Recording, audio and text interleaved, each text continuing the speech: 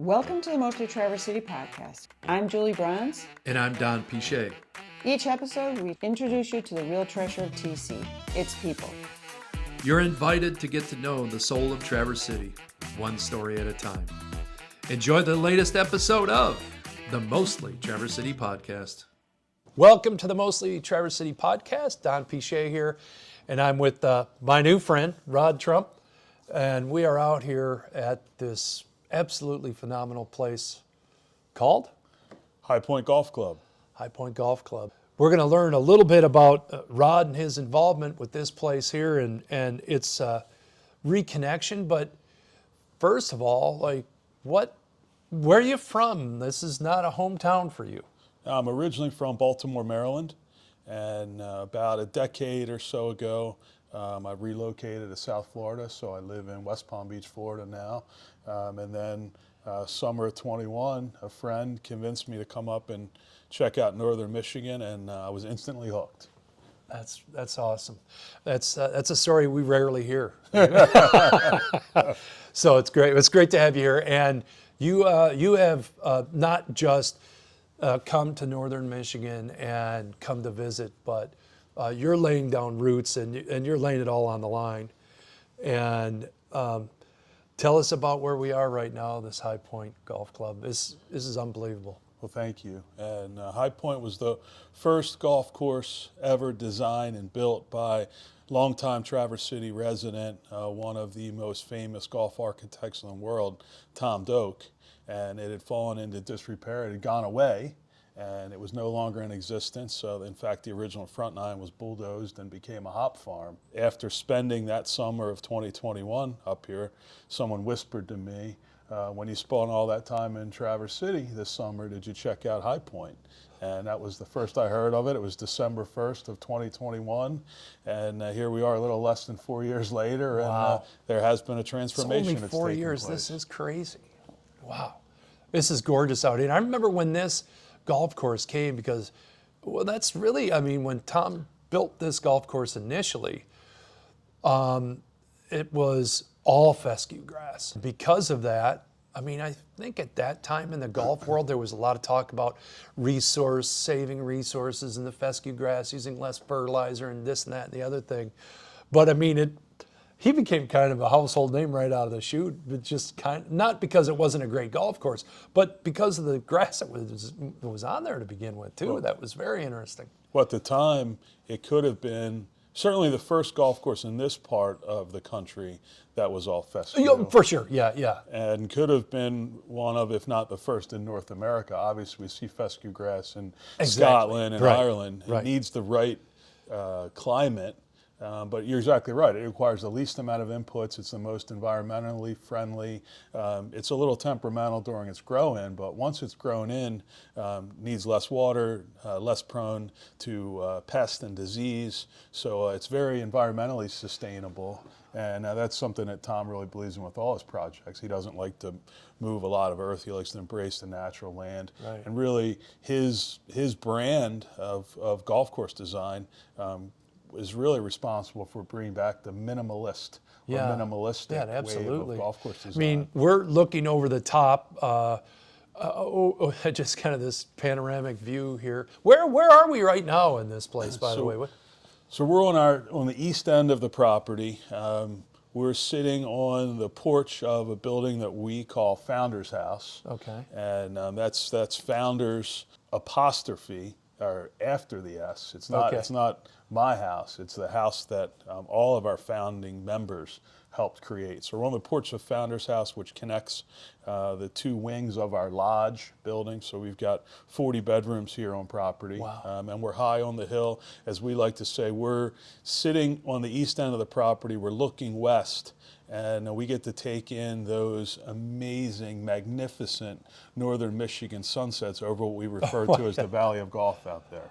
Yeah, so we've got almost 180 degrees, not quite 180 degrees, and it's the beginning of October here when we're doing this. Colors are changing right now. I can't imagine in another week and a half this is just going to look like a big fire out there. Well, they've changed considerably in the past week. Yeah. I was out here yesterday afternoon walking around, and I feel like they changed a good bit overnight. Yeah, it's beautiful. Now, congratulations to you, and like the vision to. It must have been really kind of fun sitting down with Tom Doak and I mean, Well, as I mentioned, December 1st of 2021, someone asked me if I checked out High Pointe, and it was on the 12th green at the golf club where I play golf in South Florida, Pine Tree. And I don't remember a swing or a shot from the remainder of that round. I wanted to get into my locker, dig out my phone, and try to find this podcast where apparently Tom talked about bringing back his first design. And I did that, and I reached out to a friend who I thought might have Tom's contact info. And within 2 hours of that 12th green conversation, I'd listened to the podcast, read about 6 articles, and gotten Tom's contact info, and was giving him a call. And as I called, I thought, whoa, wait a second here. Tom Doak is not going to know Rod Trump. And maybe leaving him a voicemail message isn't the best thing to do here. I kind of went back to high school and envisioned or remembered calling the hot cheerleader to go to a dance with me on Friday night, and I thought, I think I just had the same thought. So I wound up sending Tom an email with the thought that if he didn't get my email or didn't respond to me, I could at least call then and say, hey, I bet my email went in your spam folder. Let's talk about High Pointe. But he did respond to my email the next day. We set up a time to talk, and here we are. And and he's got to be having, I can't speak for Tom, but kind of a pinch me experience too, to be able to go back in time in some ways and with what he's learned over the last, what is that, 30 years? 89, this thing wasn't around? He started on it in 86. It opened in 89. And it was something, the first time we met face to face was January of 22. And was something I remember him saying almost verbatim. It was, sure I'm interested, because no architect gets to redo their own work, much less their first work. So it is a special place to Tom. He's lived in Traverse City ever since. It's where he calls home. He travels the world building some of the greatest golf courses. But without question, I know for a fact this holds a very special place in his heart. This is, besides, this is just gorgeous. But look, it's a what day is it? It's Monday. Yeah, Monday. There's not anybody. There's very few people out here today. The guys working out there. What do you love best about this project? What? Well, from the first time that I heard about it and then began to understand how special a place it was for someone that has accomplished so much, I viewed it as a responsibility to, what a unique opportunity, but responsibility came with it to bring back the very first design of who will go down as one of the greatest architects in the history of the game. So it's a property of significance, and I'm very, very pleased with the transformation that we have been able to accomplish here. But we're just in our infancy. We're just getting started. Last year we opened for preview play in July. This was our first full season, our inaugural season, as we call it. So we're just getting going. We've got a long way to go, but I'm very proud of the start we're off to. It looks gorgeous out here, and such an incredible asset to our community. And we're already rich in amazing assets, but boy, this one's right up there. And so let's talk a little bit about Traverse City, since this is the mostly Traverse City podcast. What's been your biggest surprise about? You just decided, I'm going to do this thing. I'm committed to this thing, and I'm moving to Traverse City for at least 6 or 7 months out of the year. Well, that first summer I happened to be here. Summer of 21, a dear friend convinced me to rent a house for 8 weeks. It turned out being 10 and a half weeks. And I was blown away by spectacular northern Michigan summers. Really long days, perfect temperatures, great sunsets, proximity to water, but most importantly, really wonderful people. And just you go to some other places and maybe they have a couple of those things, but they don't have all of them. And I was really taken with the area and everything about it.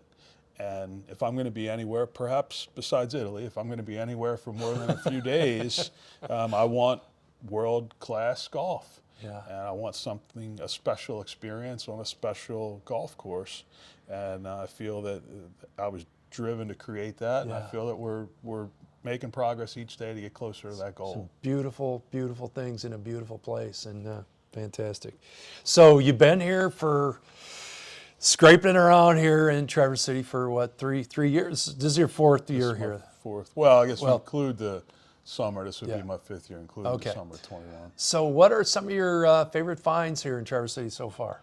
Well, there's so much. I mean, I'll take the sunsets. In all honesty, sunsets are spectacular. Made a lot of great friends. Some here as a part of High Pointe, but others just being a part of the community. So again, that goes with the people. There's just so many great things about the town. So you'll be peeling out of here in beginning of November or something like that. And our season at High Pointe is mid-May to mid-October, but I'm in no race to get out of here. I'm looking forward to a little relaxation.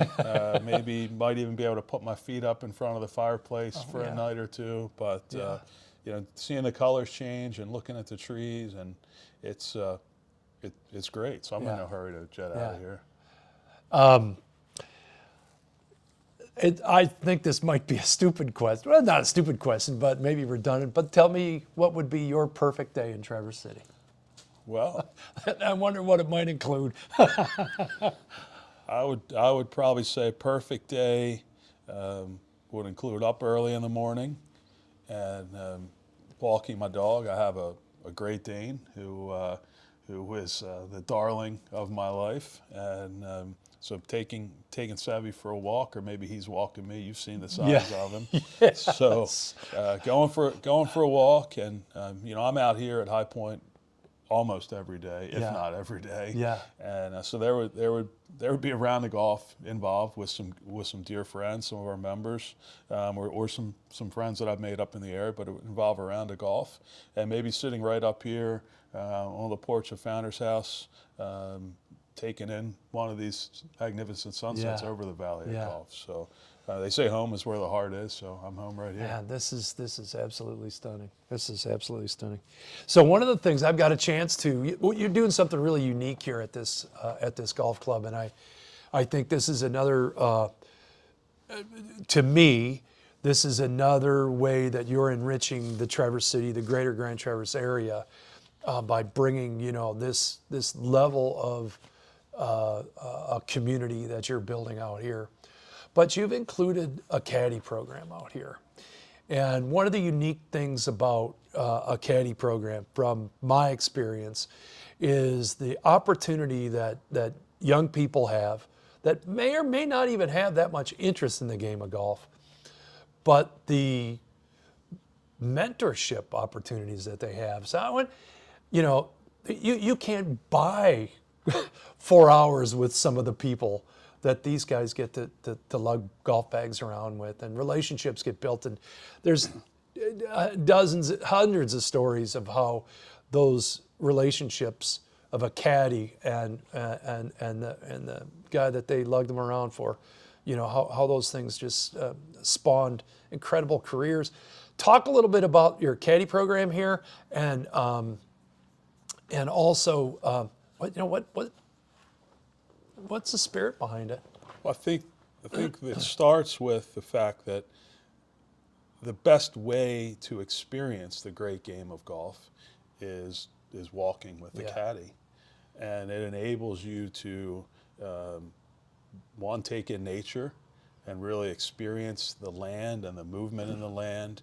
But it's really a great way to interact with the rest of your foursome. When I go out for a round and we're with caddies, I'm going to spend time walking and having a conversation with each of the other players in my group, and I'm going to spend time with each caddy too. Yeah. And I'm going to get to know everyone, and we're going to share a great time. So I think it's the best way to experience the game. And then it's also obviously, it's certainly not going to shorten your life. If anything, No. walking Yeah. the golf course several days a week is going to extend your life. It's going to give you exercise. It's going to keep the body moving. Obviously, I know mobility is something that's near and dear to your heart. Something about that. So that's part of it. But there's another part of it, which is golf over its existence has had tremendous positive impacts on society in many ways. And during college and right after college, I caddied. I caddied at a club outside of Baltimore, where I'm from, by the name of Caves Valley. It was very impactful in my life. It was very impactful. That experience was very impactful in me creating this experience. And caddy, whether it's a lot of times kids start out much earlier in life, and it can be even more impactful. But you're exactly right. The people that you interact with when you're on that side of the bag, you can learn a lot. My father would say, and anyone, you can learn from some people what to do, from a lot you can learn not to do. So you can see a guy that's a very successful guy in life perhaps have a temper tantrum, and you can say, hey, maybe I wouldn't want to conduct myself that way. But certainly there's great interaction. I think most people that love this game have a very benevolent nature and a desire to give back and share their success with others. So whether it's the direct mentoring, the direct involvement, part of that experience, it goes both ways. And then we do have some professional caddies that come to us from opposite season clubs, but that's less than 50% of our caddy yard. 50%, I would say, are junior caddies and area youth, whether high school kids, college students, and part of that, we have a mission at High Point to impact people through the game, to use the game to positively impact lives. So we established a charitable foundation very early on, the High Point Golf Club 4 Foundation. And in a game of golf, means you're in danger of being hit, right, or coming at you. So that's part of it. We're coming at you. We want to make a difference. But it also, 4 is an acronym for Friends of Rod and Eileen, who are my parents. And they, obviously, I say all the time, if anyone likes me, you like me because of my parents and the values in which they instilled in me. So the High Point Golf Club 4 Foundation, we sent 5 youth off to college this year with some financial assistance. Right. And we made the commitment to them that if they come back and spend next summer with High Point, they'll get the same amount of financial assistance, if not more, year 2.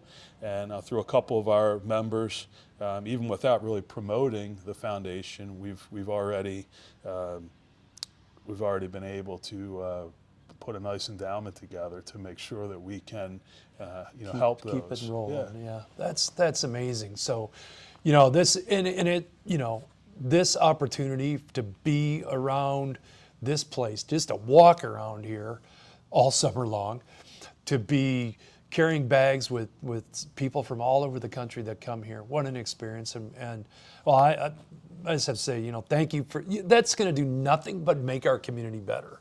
These people that live here, these kids that are going to school here, and then eventually, maybe they come back, maybe they don't, but they'll always have that experience. And I think that's profound, and that's legacy building right there. That's legacy building. I appreciate that. Thank you.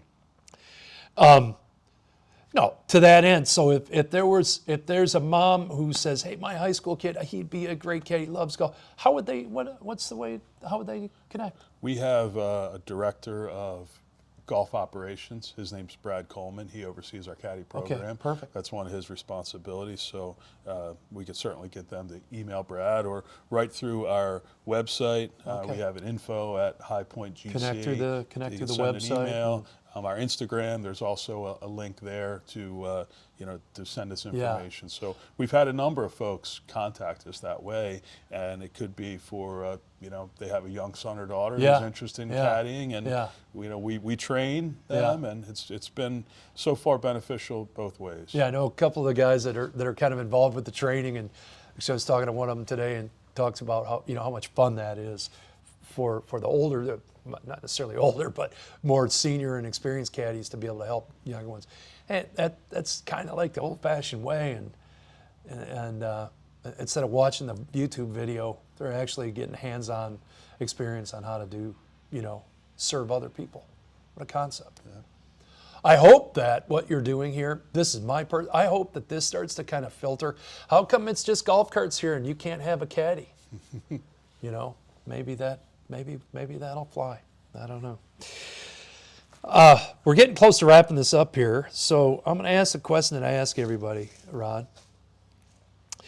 People that know you well, what would they say is your superpower? Wow, people that know me well, I would hope that they would say authenticity. You know, I pride myself on always being genuine, and that can be good and bad. But you win some and you lose some, you know, right? I am someone who prides himself on being straightforward, and sometimes I may wear my emotions too much on my sleeve, but I think it comes from that. It comes from a good place, but that is just, you know, be who you are. And I have very humble beginnings. You know, I always say I worked my way through high school and paid my way through college, and you know, I was through my parents given given a ton of love and taught all the most important lessons in life, and the values that I carry with me are important. And I think that that authenticity, that being genuine, it's the only way I know how to be. Yeah. I appreciate that. I appreciate that. There's a great lesson in that. And, you know, if you are a parent watching this and the guy that he's the cheerleader, he's the head of this whole thing, this is his value system, why wouldn't you want your kid to be hanging out here helping people have a great day on this beautiful piece of property? As we wrap this thing up, Rod, anything you want to add or anything we might have missed or didn't get a chance to talk about? I think really, obviously, something I believe in wholeheartedly is that passion drives success. And you know, we've got pretty lofty goals here at High Pointe. I say all the time with our members, you know, we won't necessarily be here to witness if we achieve those goals. Because, you know, my goal is 100 years from now, when the conversation turns to the greatest places in the game, that High Pointe will be in that conversation. Yeah. And I think that you know, with Tom's talent and the piece of land that we have here, we've got two things that you can't just snap your fingers and create. So we're working on all the various details that can make us special. And I talk to the team all the time. You know, being perfect isn't attainable, but if we're not striving for perfection, we'll never be great. Boom. That's a great way to end it. Rod, thank you very much. Thank you for your contribution to Traverse City, making this place not just the most beautiful place on the earth, but maybe one of the most impactful places someone could set up shop here and make a life here. So thank you for being part of the Mostly Traverse City podcast. And share this with your friends. And we look forward to seeing you the next time on the Mostly Traverse City podcast. Thanks for tuning in to the Mostly Traverse City podcast. Until next time, stay curious, stay connected, and keep living your own kind of magic.